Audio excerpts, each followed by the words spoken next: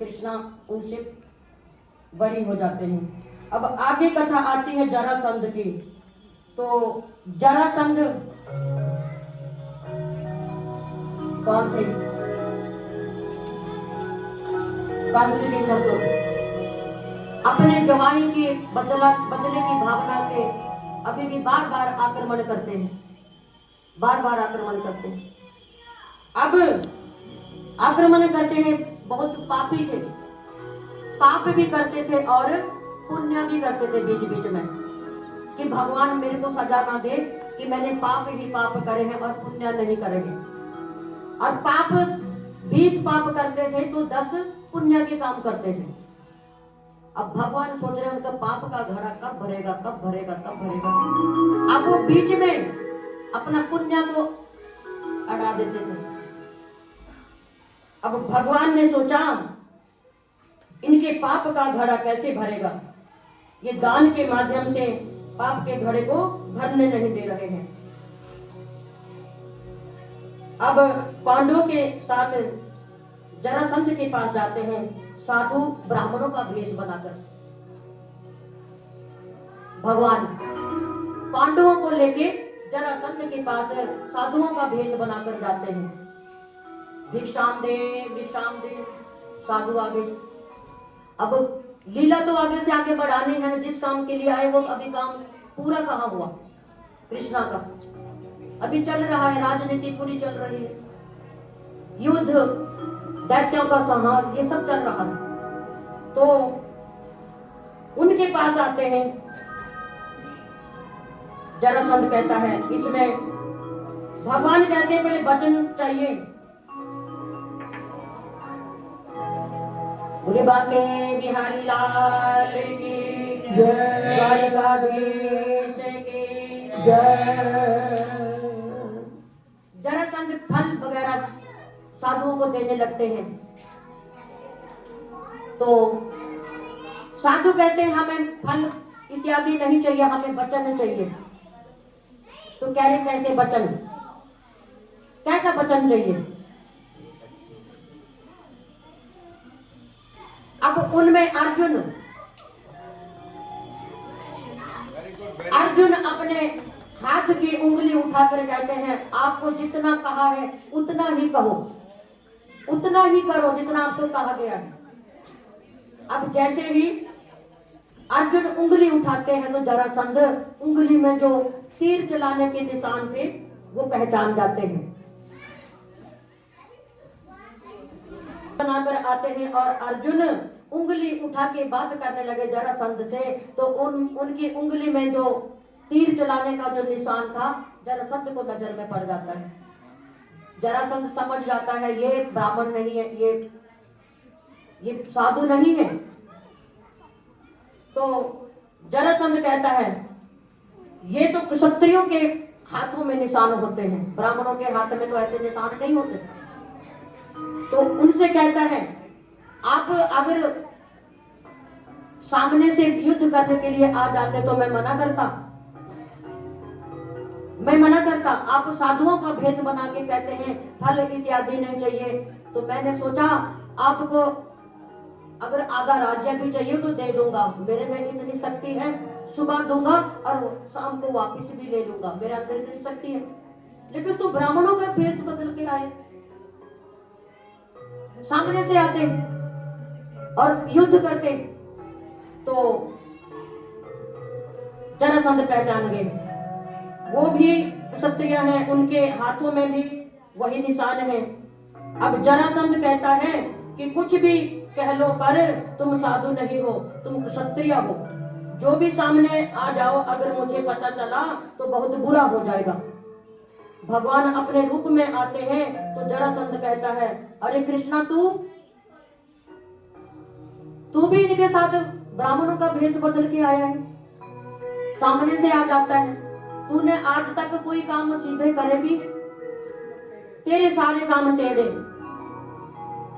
मुकुट भी टेढ़ा पहनता है, और जन्म भी लिया वो भी आधी रात को, वो भी कारागार में। अगर तू भगवान था तो देवकी को महल पास में थे, महलों में ले जाता। तेरे सारे काम टेढ़े, अब तू ब्राह्मणों का भेष बदल कर आया है, ये क्या है? सामने से आओ। अपने आप को भगवान बने घूमते हो तो लीला कर लेते हो। बगल में महल था, अपने मैया को, देवकी मैया को महलों में ले जाते, हर काम टेढ़ा करते हो, मुकुट टेढ़ा करते हो, बंसी टेढ़ी पकड़ते हो, है भी टेढ़े, और हर काम टेढ़ा करते हो। भगवान बहुत, देखो भगवान नाराज नहीं होते, कुछ भी कह लो भगवान को तो अपने कार्य से मतलब है, तो कुछ भी करें। जरासंध कहता है, मैं तुम्हारे साथ युद्ध नहीं करूंगा, मैं तो भीम के साथ युद्ध करूंगा। जो मेरे को शक्तिशाली लगता है मैं उसके साथ युद्ध करूंगा, तुम्हारे साथ युद्ध नहीं करूंगा। अब भगवान कहते हैं, बहुत अच्छी बात है, मैं भी तुम्हें मारना नहीं चाहता, अगर मैं मारूंगा तो तुम मेरे धाम को जाओगे। ऐसे पापियों के लिए वहां जगह नहीं है, ऐसे पापियों के लिए वहां जगह नहीं है। मैं मारूंगा तो तुम मेरे धाम को जाओगे। तो भीम के साथ जरासंध का युद्ध होता है, भयंकर युद्ध 27 दिन चलता है। बोले द्वारिकाधीश की जय। 27 दिन युद्ध चलता है। तो भगवान ने सोचा, मैं नहीं मारूंगा, तुम परम धाम को जाओगे। तो उसके बीच में एक बृहदीत नाम के राजा थे। अब जरासंध का नाम कैसे पड़ा ये बताई गई है कथा। जरासंध नाम कैसे पड़ा था, कैसे हुआ था? तो एक बृहदीत नाम के राजा थे, उनकी 2 रानियां थी, उनकी संतान नहीं थी। तो एक संत के पास जाते हैं और अपने रानियों के लिए फल मांगते हैं संत से। संत को पता नहीं था कि उनकी 2 रानियां हैं। संत ने एक ही फल दिया, एक फल दिया और बोला अपनी रानी को खिला देना। अब वो फल ले आए बृहदीत राजा और रानियों को आधा आधा खिला देते हैं। अब आधा आधा जब खिला दिया, अब गर्भवती हो गई। 9 महीने के बाद उनको आधे आधे बालक पैदा हुए, वो भी मरे हुए।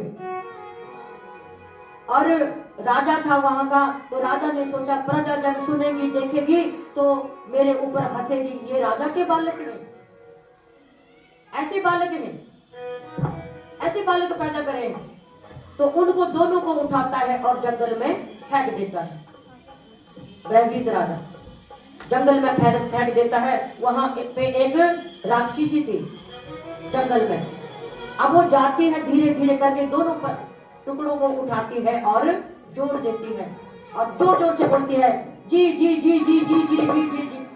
राक्षसी थी, और जैसे भी उसने कितनी बार बोला तो उनमें प्राण आ गए।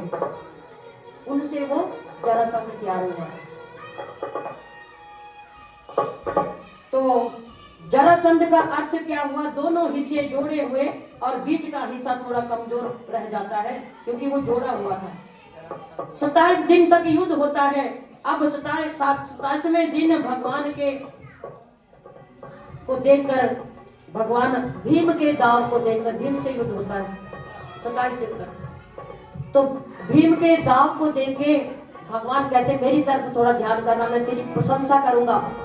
जैसे युद्ध हो रहा, बड़े जोरों से युद्ध चल रहा है, तो तो भगवान भीम को देख के कहते हैं अहो भीम, अहो भीम, अहो भीम। इसका मतलब तुम बहुत अच्छे लड़ रहे हो, लड़ो लड़ो लड़ो। उनको उनका उद्धार तो करना है ना।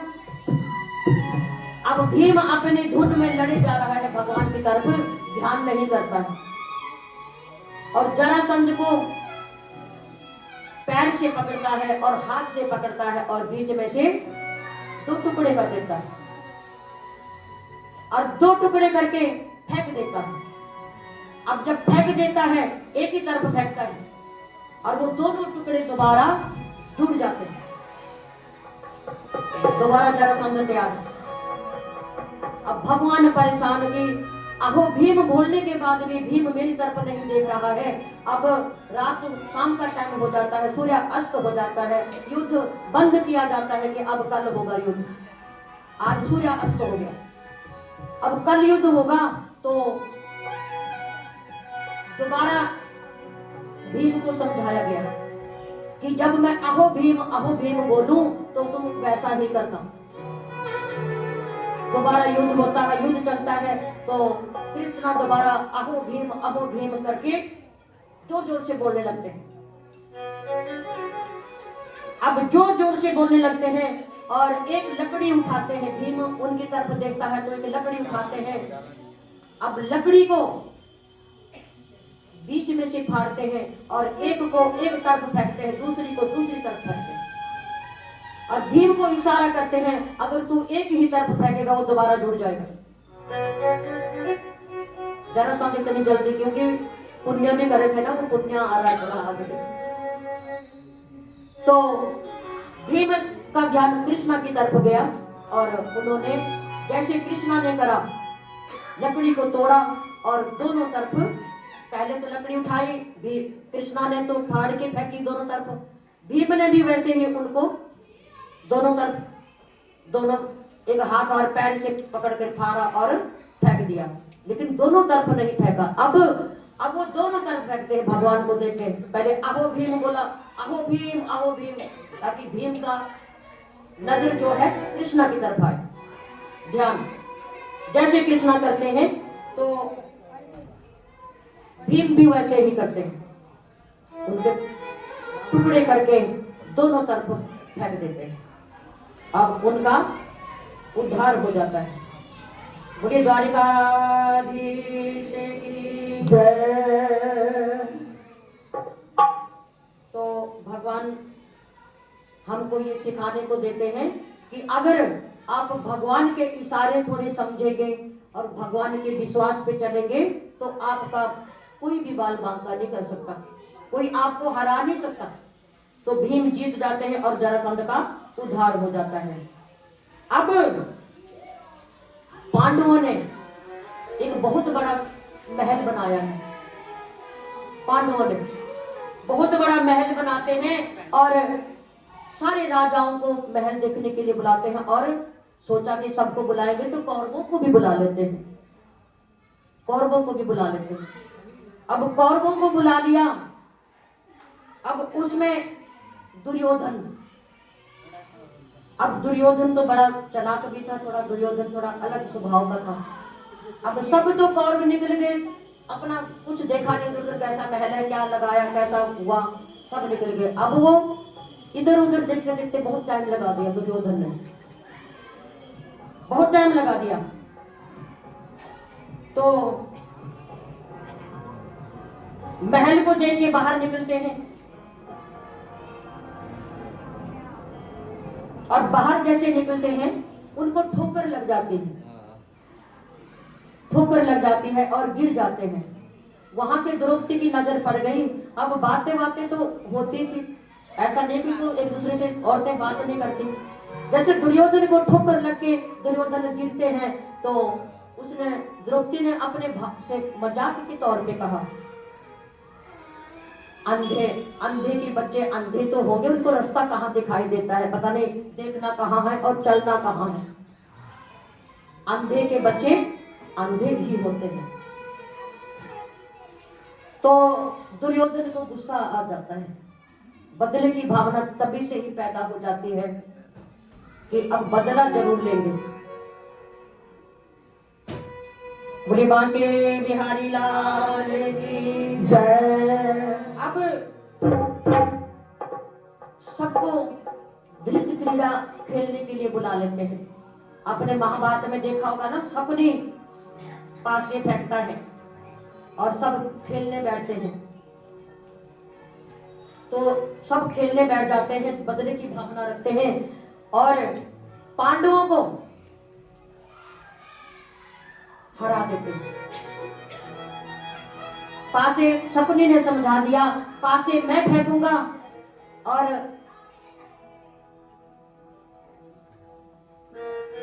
खेल तुम खेलेंगे, और जब खेल खत्म हो जाएगा तो बदले की भावना भी पूरी करेंगे। अब शकुनी ने पासे फेंके तो पांडवों को हरा दिया। अब पांडवों को हराया, उनके धन दौलत को हराया, उनके राजमहल को हराया, पूरी जितना भी उनके पास था सब कुछ हार जाते हैं। अब ये खेल बंद भी नहीं कर सकते, राजा महाराजाओं का खेल है, बंद भी नहीं कर सकते। अब कहते हैं, पांडव कहते हैं अब तो महाराज कुछ भी नहीं बचा, सब नीचे गर्दन करके बैठे हुए हैं पांडव। अब वहां पे दुर्योधन कहते हैं अभी बाकी बहुत है, अभी द्रौपदी भी बाकी है। अब द्रौपदी की तबीयत ठीक नहीं थी, अपने कक्ष में अपना आराम कर रही थी, बाहर आने की स्थिति में नहीं थी। लेकिन दुर्योधन दुशासन को बोलते हैं आप जाइए और द्रौपदी को बालों से पकड़कर बाहर लेके आइए। अब सारे तो नीचे गर्दन करके बैठते हैं और दुशासन अत्याचारी जाकर अंदर से द्रौपदी को केसों से पकड़ कर ले आते हैं। रोती है, चिल्लाती है, कहती है मैं बाहर जाने की अवस्था में नहीं हूं, मैं बाहर नहीं जा सकती। वो अपने महल में अंदर ही अंदर कई दिनों से बैठी थी, क्योंकि बाहर आने की अवस्था में नहीं थी। तो कहती है बाहर तो इतने बड़े बड़े गुरु ऋषि बैठे हैं, मैं कैसे जाऊंगी उनके सामने, मुझे छोड़ो, मुझे छोड़ो, मुझे छोड़ो। लेकिन बदले की भावना, दुर्योधन के मन में बदले की भावना थी कि मेरे को अंधे का पुत्र अंधा क्यों कहा था, ये बदला तो होके ही रहेगा। अब दुशासन द्रौपदी को लेकर आते हैं और लाकर केसों से पकड़कर जोर से धरती पे पटक के मारते हैं और दुशासन को कहते हैं दुशासन द्रौपदी को निर्वस्त्र कर दो। बड़े दुख की बात है, द्रौपदी चिल्लाती है, रोती है, लेकिन दुशासन नहीं मानता है। दुशासन उसकी साड़ी पकड़कर खींचने लगता है, साड़ी पकड़कर खींचने लगता है। द्रौपदी हाथों से, अपने मुंह से अपनी साड़ी का पल्लू पकड़ पकड़ कर थक जाती है तो दोनों हाथ ऊपर उठा देती है। जब हार जाती है तो परम पिता परमेश्वर, ये द्वारिका के नाथ, ये द्वारिका के धीश, मेरी रक्षा करो, मेरी रक्षा करो। अब द्वारिकाधीश पहले ही तैयार बैठे हैं। द्वारिकाधीश के साड़ी पे साड़ी, दुशासन कितनी साड़ी खींचता है मैं भी देखता हूं। आज दुशासन साड़ी खींच रहा है और कृष्णा साड़ी आकाश मार्ग से फेंके जा रहे हैं। द्रौपदी हाथ ऊपर करके खड़ी है, दुशासन पीछे को गिर जाता है, ढेर के साड़ी का ढेर के नीचे दब जाता है। इतनी साड़ी का ढेर मेरे ठाकुर जी ने लगा दिया। बोली द्वारिकाधीश की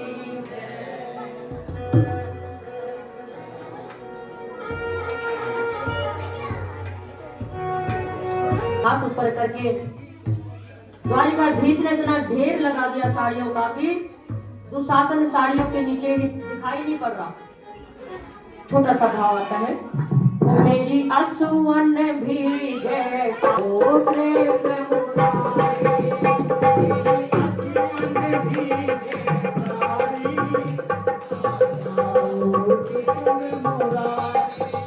साड़ी,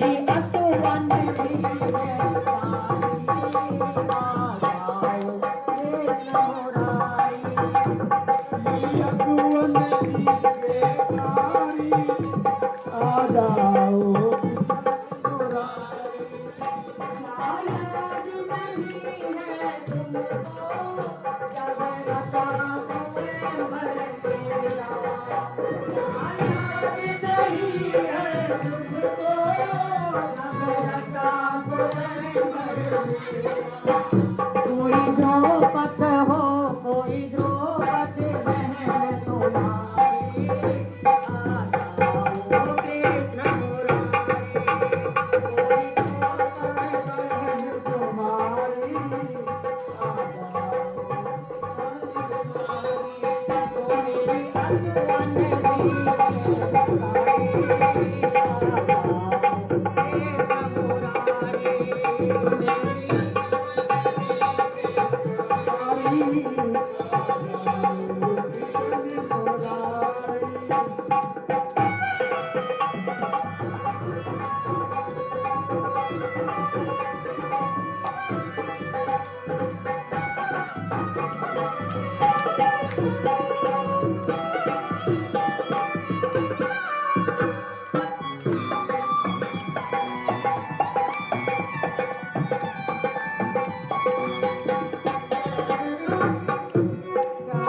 भूल गए उस दिन को, जब उंगली कटी तुम्हारी।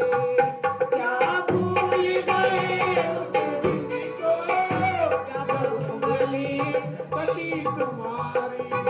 मैंने फाड़ी फाड़ी आ जाओ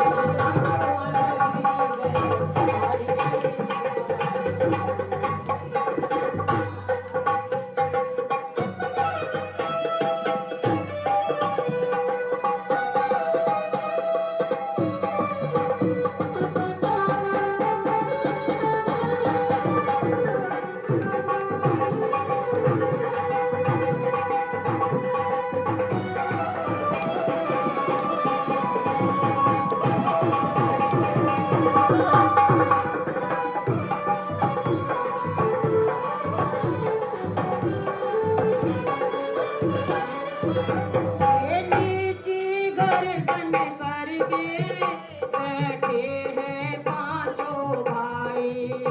ये नीची गर्दन करके बैठे हैं पांचों भाई। पिता भीष्म हो, पिता भीष्म द्रोणाचार्य, आ जाओ कृष्ण मुरारी। मेरी असुवन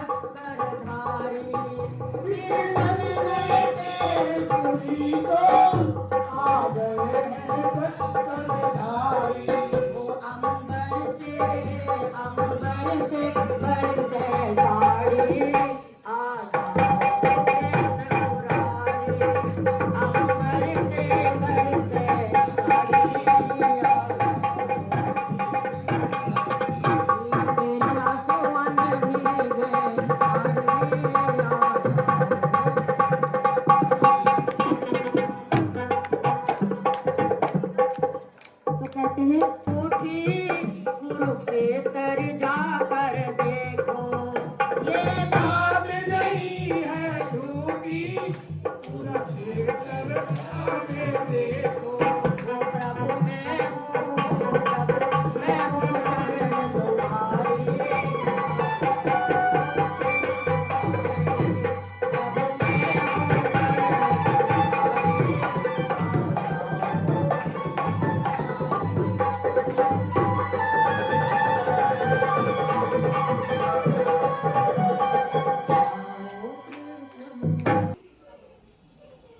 दुर्योधन का मैं प्रतिज्ञा लेता हूँ, दुर्योधन का खून पी जाऊंगा। अब चारों तो नीचे गर्दन करके बैठे, लेकिन भीम बहुत गुस्से वाले थे, उनको बड़ा गुस्सा आता है इस बात पर। तो कहता है, और दुशासन को कहता है, द्रौपदी के कपड़ों में जिसने हाथ लगाया मैं उसके हाथ काट के फेंक दूंगा और उसका लहू पी जाऊंगा। मैं प्रतिज्ञा लेता हूं। अब दुर्योधन कहता है प्रतिज्ञा बाद में, पहले तो आप वनवास में जाओ। पांडवों को वनवास हो जाता है, वनवास काट के वापस आते हैं, कहते हैं तुम्हारा राजपाट जब वनवास काट के आओगे तब मिलेगा। दुर्योधन कहता है पहले वनवास को जाओ। अब पांडव वनवास को चले जाते हैं। अब जब वनवास काट के वापस आते तो कहते हैं हमारा राज्य अब वापस दे दो। अब दुर्योधन मुकर जाता है, कौन सा राज्य, कैसा राज्य, किसका राज्य, मैंने तो नहीं बोला था, मैंने नहीं बोला था कि मैं राज्य वापस करूंगा, बताओ किसके सामने बोला। अब पांडव दौड़े दौड़े भगवान के पास जाते हैं, भगवान दुर्योधन तो मुकर गया कि कौन सा राज्य। अब सपने फिर आ जाते हैं, क्या कहते हैं, अब तो क्या अपने महाभारत कभी देखा होगा ना, सपने आ जाते हैं, सपने दुर्योधन को भड़काते हैं। सपने ने तो ये सब हराया ना, सपने ने तो चाल खेली ना, पाछे पलट पलट के फेंक रहा, ईमानदारी से थोड़ी खेले, वो तो बेईमानी से खेले हैं, जब भी तो सब हराया है सब। अब सपने आ जाता है, दुर्योधन को समझाता है कि तू जा भगवान को अपनी तरफ कर ले, भगवान तुम्हारी तरफ से रहेंगे तो पांडव हमारा कुछ नहीं कर पाएंगे। अब जिस तरह भी हो, आपको जैसे भी रिझाना हो, भगवान तो खाने पीने के बहुत शौकीन है, 56 भोग उसको पसंद है। कृष्णा को 56 भोग तैयार करो और कृष्णा को अपनी तरफ ले लो, तब हो जाएगा। अगर युद्ध आपको जीतना है, युद्ध तो पक्का होगा, युद्ध तो रुकेगा नहीं, तो कृष्णा को अपने ओर खींच लो। अब दुर्योधन क्या करता है, 56 भोग तैयार करवाता है और भगवान को कहते हैं सारी बातें छोड़ो, लड़ाई अपनी जगह, चलो भोजन करते हैं। भगवान कहते हैं ऐसा भोजन मेरे को नहीं चाहिए जिसके बनाने वाले का कोई भाव ना हो, न लाने वाले का, न खिलाने वाले के मन में भाव, ऐसा भोजन मैं कभी नहीं करता हूं। ना मेरे को भूख लगी है, मेरे को कुछ नहीं करना। भगवान ने साफ मना कर दिया, नहीं चाहिए 56 भोग। अब उधर विदुर और विदुरानी कई दिनों से सोच रहे हैं, कृष्णा ने आया, कृष्णा ने मिला। अब विदुरानी ने केले लिए, वो भी काले पड़ गए उनको भोग लगाने के लिए, क्यों भी गरीब थे। अब केले लाकर रख देती हैं और वो केले भी सड़ गए, काले पड़ गए, लेकिन वो फेंके ना खाए कि भगवान कृष्णा आएगा और उनको हम भोग लगाएंगे, पहले तभी केले खाएंगे। तो विदुर जी कहते हैं कि विदुरानी वो हमारे घर क्यों आएंगे, इतने बड़े राजा है, राजाओं के पास राजा जाते हैं, हम तो छोटे छोटे सेवक हैं, हमें कुछ आता भी नहीं है, भोग लगाने के लिए कुछ है भी नहीं। विदुरानी कहती है महाराज कृष्णा आया हुआ है, कृष्णा आया है, आप ऐसा क्यों कह रहे हैं, आप जाओगे तो वो जरूर आएगा। भगवान का भाव। जैसे ही विदुर घर से निकले हैं कृष्णा को लेने के लिए, और उधर से कृष्णा प्रवेश कर जाते हैं घर में। अब वो विधुरानी सोच रही थी कपड़े बहुत मैले हो गए हैं, कृष्णा आएगा मैं कपड़े चेंज कर लेती हूँ, और केलों के ऊपर धूल मिट्टी पड़ गई है, थोड़ा सा धो लेती हूँ, काले केले हुए पड़े हैं, धो लेती हूँ थोड़ा सा। अब जैसे ही वो सोचती है कपड़े चेंज करूँ, उतने में ही दरवाजा, कोई है, अब जो अंदर बैठे हैं वो समझ जाते हैं कोई अपना ही आया है, अगर कोई बाहर का होता तो एक आध बार बजाते बजाते टिंग टोंग, कोई है क्या, लेकिन भगवान दौड़े दौड़ाते, विदुर जी, विदुरानी जी, दरवाजा खोलो, बड़ी भूख लगी है, बड़ी भूख लगी है, सुबह से कुछ नहीं खाया, कुछ नहीं खाया। और विदुर जी लेने गए, और विदुरानी ने बोला आते समय जी थोड़ा सा फल फ्रूट कुछ ले आना, ये काले केले हैं तो ये भगवान को कैसे खिलाऊंगी। विदुर जी बोले हाँ ठीक है कुछ ले आऊंगा, तब तक तो अपनी तैयारी कर। अब दरवाजा इतनी जोर जोर से बजने लगा, उसको कुछ तैयारी करने का कुछ मतलब, कपड़े भी वैसे ही हैं, और कृष्णा अंदर आ जाते हैं, प्रवेश कर जाते हैं, और विदुरानी बिठाती है उनको आसन, टूटा फूटा अपना कोई चद्दर बिछाती है या कुछ बिछाती है, और क्या सोचे, अब उसने सोचा विदुर पता नहीं कब कितने देर में आएंगे, ये कहते भूख लगी है, भूख लगी है। अब वही केले जो सड़े गले थे वही लेके भगवान को खिलाने लग जाते हैं। तो देखिए छोटा सा भाव है, आज घर आए विधुर घर भावना, आज घर आए विधुर घर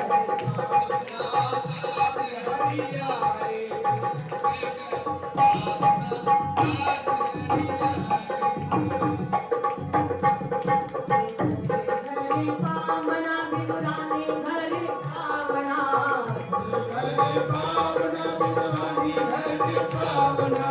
आज हरि आए विधुर घर भावना,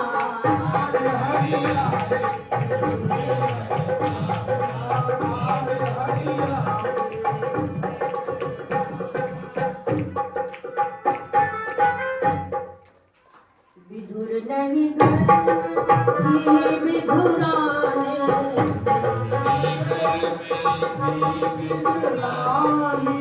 आवत देती है सारन पानी,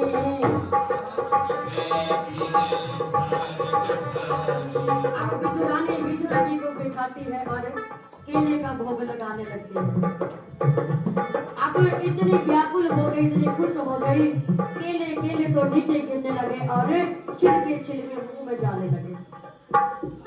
उतने में विधुर आ जाते हैं भाग के, देखते हैं तो विधुरानी पे चिल्ला के पड़ते, अरे क्या कर रही हो, क्या कर रही हो। वो बेचारी कुछ नहीं, दूसरा केला भी छीलती है, केला केला तो नीचे भगवान को निहारते निहारते और छिलका मुंह में। तो समय में थोड़ा भाव है, अब उनको बड़ा मजा आ रहा है भगवान को। अब भगवान खा रहे हैं, छिलके खा रहे हैं, विधुरानी को हटाते हैं विदुर जी, और जो खुद लाए थे केले अच्छे वाले वो खिलाने लगे, छिलका फेंकते हैं, गिरी भगवान के मुंह में डालते हैं, तो भगवान बोलते हैं विदुर जी वो वाला स्वाद नहीं आ रहा है जो विधुरानी के हाथ में था, वो स्वाद नहीं आ रहा है। तो भगवान ने दुर्योधन के 56 भोग छोड़कर विदुर जी के घर में केले के छिलके खाए। अब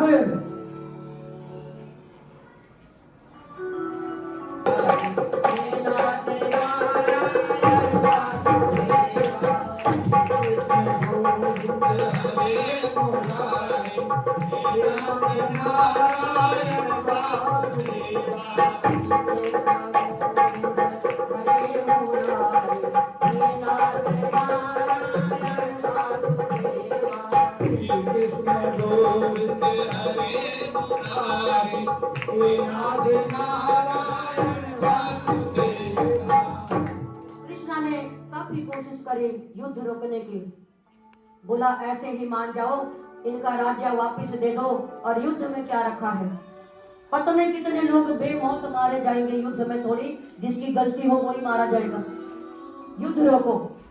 लेकिन नहीं माने, युद्ध होगा तो होगा। अब युद्ध होता है, सबको पता है पांडवों की जीत होती है और कौरवों की हार होती है। भगवान ने अपना कार्य पूरा करके सोचा अब सब कुछ हो गया, तो अब मैं गांधारी मां से मिलके जाता हूँ, क्योंकि भगवान के मन की भाव तो वैसा है ना। चलो उनके पुत्र मर गए, लेकिन भगवान सोचते हैं मैं गांधारी के पास मिलके होता हूँ। सबसे मिलते हैं और कुंती बुआ से भी मिलते हैं और गांधारी माता से भी मिलने जाते हैं। कहते हैं जो हुआ सो हुआ, मैंने युद्ध रोकने की बड़ी कोशिश करी थी, लेकिन युद्ध नहीं रुका, इसमें मेरी गलती नहीं है। अब गांधारी जिसके 100 पुत्र मर जाते हैं, गुस्सा आ जाता है, कृष्ण अगर तू रोकना चाहता तो युद्ध ये रोक सकता था, लेकिन तूने नहीं रोका। तू क्या नहीं कर सकता था? एक तरफ 100 लोग, एक तरफ 5 लोग, और 100 मर गए और 5 बच गए। ये सब तेरी वजह से हुआ। तू चाहता तो ये सब नहीं होता। कृष्णा कहते हैं मैंने कहा था, कुछ नहीं कहा। अब मैं तुझे श्राप देती हूं, मेरे 100 पुत्र मारे गए और तुम्हारे वंश का भी नाश हो, जैसे मेरे कुल का नाश हो गया, मेरे कोई कुछ नहीं बचा, तो मैं चाहती हूं तेरे कुल का भी नाश हो जाए। अब भगवान कहते हैं तुमने ये बोल के मेरा काम और भी आसान कर दिया, कोई बात नहीं था उसको। भगवान को कोई बुरा नहीं लगा। अब वहां पे भगवान के पुत्र आदि काफी परिवार था भगवान का भी। अब जब ये श्राप मिल गया तो श्राप थोड़ा थोड़ा असर करने लगा, परिवार के ऊपर असर आने लगा। पौत्र आदि जो थे सब आपस में झगड़ा लड़ाई करने लगे, मदिरा पान करने लगे, एक दूसरे को मारने लगे, क्योंकि वंश खत्म होने का श्राप दे दिया भगवान को गांधारी ने। एक दूसरे को मारने लगे। एक बार संत जो गण बहुत सारे बैठे हुए थे, तो उनके बीच में से 2 लोग उठते हैं और वह नाटक करने के लिए बहुत से कपड़े पेट में लगाते हैं। अब गर्भवती होने का नाटक करते हैं लड़के लड़के मिलकर, ऋषियों का भंग करने के लिए। अब ऋषियों से बार बार बोलते हैं देखो इनके पेट में क्या है, कौन सा बच्चा है, बेटा है बेटी है, बताओ। ऋषि गणों को तंग करने लगे। अब ऋषि गणों ने क्या कहा, अभी हमारी थोड़ा जरूरी बातें चल रही, थोड़ी देर बाद आ जाना। अब वो बच्चे बार बार तंग करते हैं, क्योंकि श्राप असर करने लगा, वंश खत्म होना था। अब बार बार पूछते हैं इनके पेट में बताओ क्या है। उन्होंने बोला इनके पेट में मूसल है। गुस्से में बोल दिया लोहे का मूसल है, जाओ। अब वो डर गए कि लोहे का मूसल पेट में आएगा तो हमारा पेट फट जाएगा। इन्होंने भी श्राप दे दिया। अब एक पेड़ के पीछे जाते हैं, उनको कपड़ों को हटाते हैं पेट के ऊपर से, और जैसे कपड़े हटाए तो सचमुच की लंबा सा एक मूसल निकलता है। अब वो मूसल को लेके जाते हैं और एक नदी के किनारे पत्थर पे घिसने लगते हैं। काफी दिन घिसते घिसते घिसते घिसते जब छोटा सा 1 इंच का टुकड़ा बच जाता है तो नदी में फेंक देते हैं। उस टुकड़े को नदी में फेंक दिया। अब नदी में फेंक दिया तो उसको एक मछली खा जाती है। बोले बांके बिहारी लाल की जय। तो मछली पकड़ने वाले मछली को पकड़कर ले आते हैं। काट कूट के जब मछली को काटते हैं तो उनके पेट में से, मछली के पेट में से वो 2 इंच का लोहे का टुकड़ा निकलता है। जब लोहे का टुकड़ा निकलता है तो उन्होंने सोचा ये टुकड़ा मैं अपने तीर के आगे लगाया करूंगा जब शिकार खेलने जाऊंगा। बोले बांके बिहारी लाल की जय।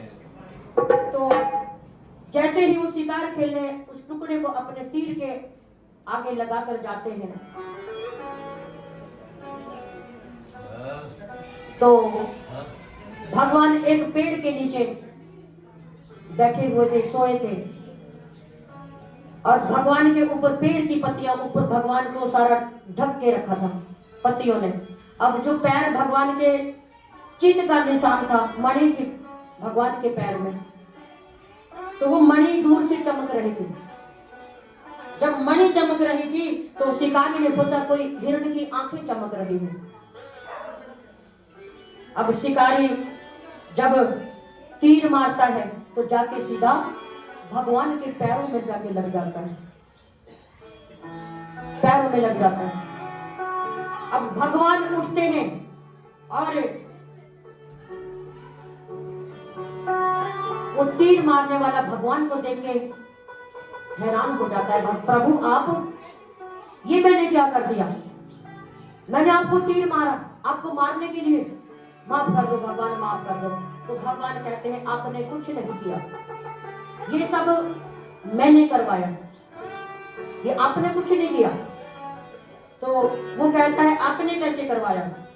भगवान कहते हैं मैंने राम अवतार में पीछे से वार करा था, बाली के ऊपर पीछे से वार करा था, तो यही बदला अभी इस अवतार में आपने पूरा कर दिया। तो वो कहता है कि आपने पीछे से वार किया तो हमारा तुम्हारा हिसाब बराबर हो गया। किसी का उपकार लेकर मैं ऊपर नहीं जाऊंगा, मैं इसलिए भगवान कहते हैं दान पुण्य करना चाहिए, ऐसा नहीं करना चाहिए कि मैंने इतना दिया उतना दिया। भगवान कहते हैं किसी का उपकार नहीं रखता हूं मैं, तुम जरा सा करोगे मैं तुम्हारे लिए इतना सा करूंगा। तो मैंने तुम्हें वापिस भी किया, तो अब कहते हैं मैंने तुम्हें तुम्हारा कोई उधार नहीं रखा, जितना आपने दिया मैंने वापस दिया। तो सुखदेव जी कहते हैं ये कथा यहाँ पर संपन्न होती है। अब तुम बताओ यहाँ पर क्या करना चाहिए?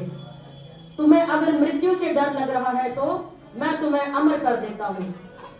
तो भगवान ने कहा अमर मत करो, एक बार मृत्यु होने दो, क्योंकि मेरे भक्तों को मेरे को बताना है कि जो आया है वो जाएगा।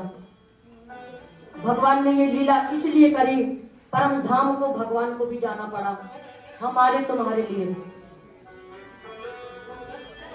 कि मेरी कलयुग में जब पूजा होगी, मेरी भागवत कथा होगी, तो सब यही बोलेंगे भगवान तो अवतारी हैं, वो गए थोड़ी थे परम धाम को, तो इसलिए मेरे को जाना पड़ेगा, परम धाम को जाना पड़ेगा। जो आया है वो जाएगा। मृत्यु का डर तो भगवान इस डर को खत्म करने के लिए कथा के माध्यम से भगवान कहते हैं अब कोई डर नहीं है, अब मेरे ऊपर कोई बात नहीं आएगी, मैं जाना चाहता हूं परम धाम को। लेकिन सुखदेव जी कहते हैं ऋषिगण राजा परीक्षित से मिलने आ रहे हैं और फल बांटते हैं, फल, और उस फल में सेब था या कोई भी फल था, उसमें एक छोटा सा नाग बैठा हुआ था। वो नाग परीक्षित को काट लेता है, काटा भी नहीं, अभी उन्होंने फल देखा और डर जाते हैं, आंख बंद कर लेते हैं और परम धाम को प्राप्त हो जाते हैं।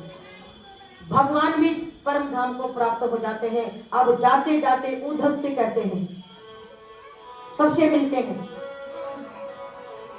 मैया से मिलते हैं, बाबा से मिलते हैं, सारी गोपियों से मिलते हैं। अब देव की मैया से मिलते हैं तो देव की मैया रोने लगती है, कान्हा कृष्णा तूने जब ऐसी लीला करने के लिए अवतार लिया था तो मेरे पुत्रों को वापिस कर दो, मेरे पुत्रों को वापिस करो। सबसे मिलते हैं, जब देव की मैया से मिलने लगे तो भगवान रोने लग जाते हैं कि मैं तो परम धाम को जा रहा हूं।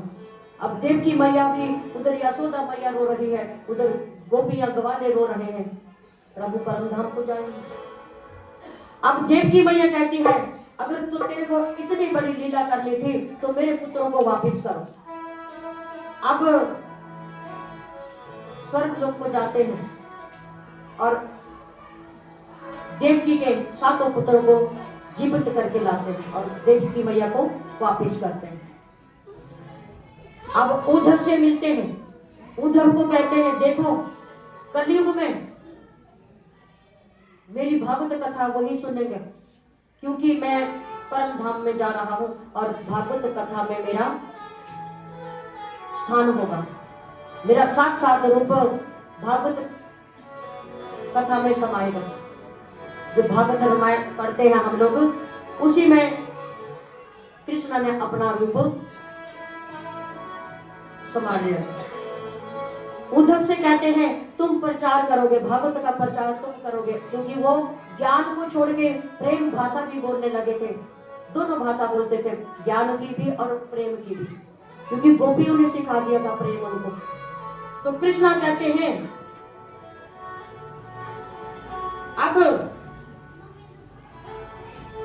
राजा परीक्षित अपने नेत्र बंद कर लेते हैं और उनकी मृत्यु हो जाती है। लेकिन कहते हैं शाम के डसने से पहले ही जब उन्होंने नेत्र बंद किए थे तो उनकी मृत्यु जब ही हो गई थी।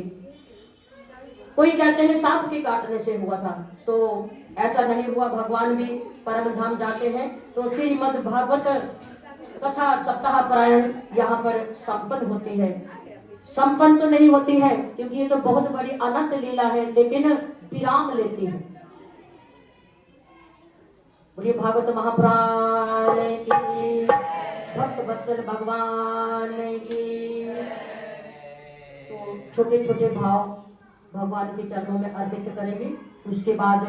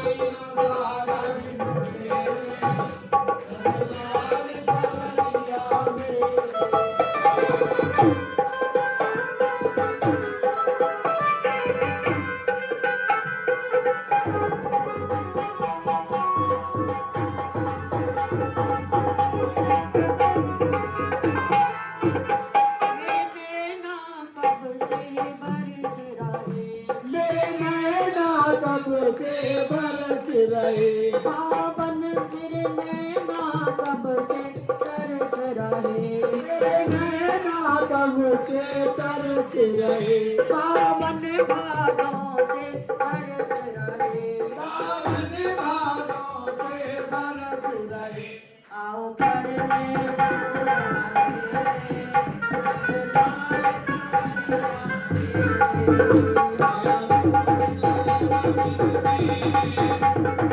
लाल सवरिया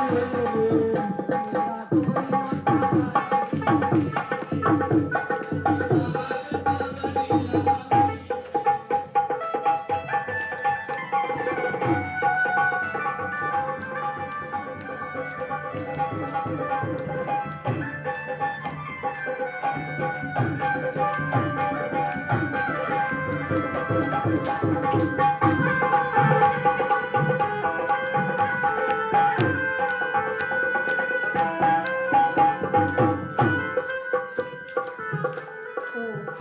एक छोटा सा 2 लाइन का भाव आ रहा है। हरि जी मेरी लागी लगन मत तोड़ना, हरि मेरी लागी लगन मत तोड़ना, लागी लगन मत तोड़ना प्रभु जी, लागी लगन मत तोड़ना, मुझे मेरी लागी लगन मत तोड़ना, मेरी लागी लगन मत तोड़ना, प्रभु जी मेरी लागी लगन मत तोड़ना,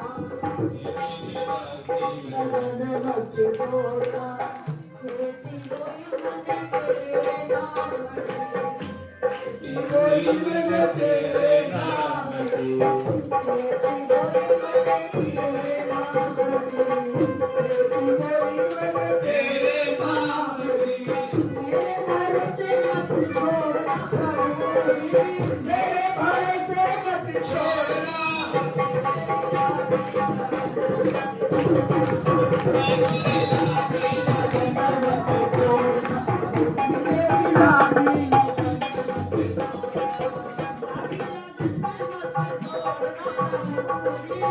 आगी लगन मत तोड़ना,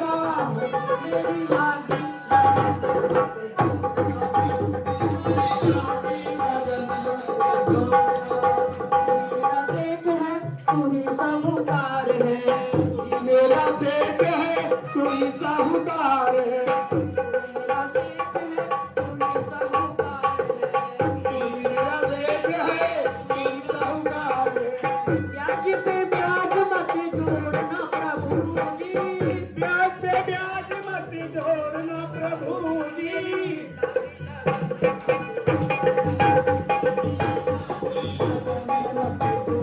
प्रभु जी मेरी लागी तोड़ना, मेरे प्रभु की ऊंची अटारी, मेरे की ऊंची अतार, मेरे प्रभु की ऊंची अटारी, प्रभु की ऊंची अतार, हाथ पकड़ मत छोड़ना प्रभु जी, हाथ पकड़े मत छोड़ना प्रभु जी, हाथ पकड़ मत छोड़ना प्रभु जी, मेरी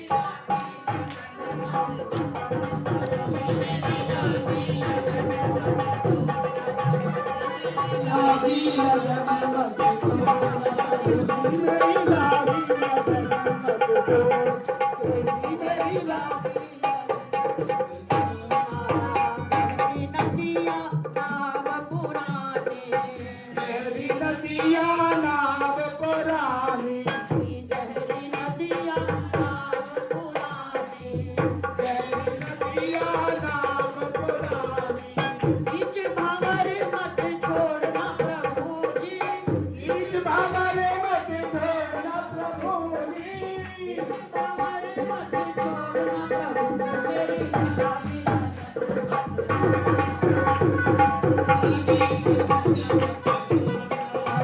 मेरी लागी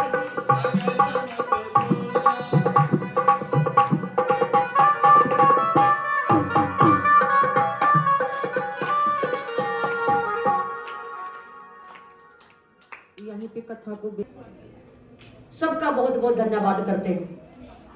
कोई ऐसा नहीं है जिन्होंने सहयोग नहीं दिया, कोई तन से मन से धन से सबने सहयोग दिया। इतना कीमती टाइम निकालकर आप जो कथा में बैठे हैं, ये सबसे बड़ा सहयोग है। हल्की फुल्की ताली बजा दो मेरे ठाकुर के लिए। ये सबसे कीमती टाइम जो आपने दिया ठाकुर के लिए, वो तो उनकी भी खुशी का ठिकाना नहीं है। परम धाम को गए हैं ठाकुर जी, लेकिन गए थोड़ी है, वो तो हमें दिखाना था कि देखो भगवान भी परम धाम में जाते हैं। जो आया है उनको जाना पड़ेगा। तो अगर भगवान ऐसा नहीं करते तो ये लीला वहीं खत्म हो जाती। लेकिन ये लीलाएं अभी बहुत बाकी हैं। साक्षात भागवत के में समाये हैं ठाकुर जी, हमारे साथ साक्षात हैं, वृंदावन में साक्षात हैं, निधि वन में रोज उनकी रास लीला होती है। भगवान ने कहा था मैं कहीं नहीं जाऊंगा, वृंदावन छोड़ के, अपनी मैया गोपियों को छोड़ के, वृंदावन ब्रिजवासियों को छोड़ के कहीं नहीं जाऊंगा। तो भगवान साक्षात है, ठाकुर जी साक्षात है। बोलिए श्री भागवत महापुराण की जय। भक्त वत्सल भगवान की जय। अपने अपने गुरु महाराज की जय। शंकर भगवान की जय। नव दुर्गा माई की जय। दुर्या बाबा की जय। अपने अपने गुरु महाराज की जय। तो आज भगवान